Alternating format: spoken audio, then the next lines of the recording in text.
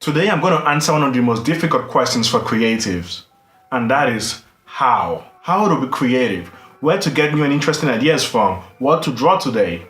That's a hard one. So you generally need something to start with, even if it's just a vague idea. Inspiration is great and all, but we really can't rely upon it. Hello, inspiration? Where are you? I kind of need your help right now. Oh man, I'm sorry. I'm busy right now. Maybe next week. So it's better to start working on those ideas you had when you were last inspired. If you think about it, you already have a few ideas that you want to create, but you have been saving them or you have been waiting for the right moment. Or maybe you think you're not skilled enough yet. Yeah, it's a really good idea to start with those. The thing is, you're never going to think that you're good enough to do anything, so that's out. And also, you'll be surprised by just how many new and interesting ideas come to you while you're working on something else. So here are a couple of tips I hope will get you inspired and help you to come up with something awesome. Numero uno, soundtrack. I like to listen to music during every part of the creative process, and it always helps. For example, seeing how I never played video games as a kid, I like to listen to old game soundtrack without any context. And I try to imagine what the world is like, who the characters are, and what story the music is trying to tell me. You'll be surprised by the amount of incredible things you can come up with while listening to music. Numero dos, randomness. Trying to think your way out of a lack of inspiration usually ends up in disaster. I'm going to create a character who doesn't know what to create. Genius. And that's when randomness comes into play.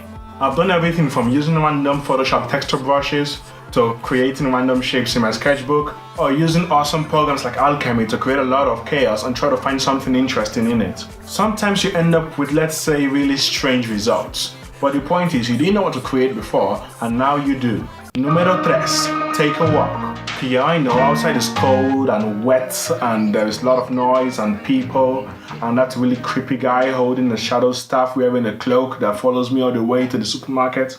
But when you're outside, you let your mind wander to distract you from all these things, especially from that creepy warlock, which in turn creates the perfect environment to come up with cool ideas. And if you combine it with tip numero uno, listening to music, even better, because now you can't hear the creepy warlock whispering your name.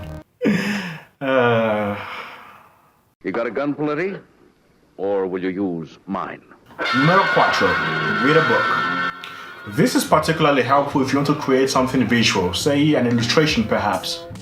You see, if you have been reading books for a long time like I have, you might have noticed something a little strange about them. Most of them have no pictures, which is good because while you're reading, your brain makes up the pictures, and guess who owns those?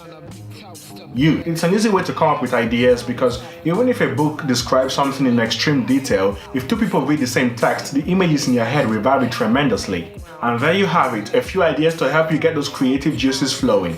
So you might have noticed a lack of videos on the channel recently. I've been working on a string of illustration that I've been taking up all my time, but I'm done with those, and I decided to spend the next couple of months focusing solely on making videos. So that's going to be fun.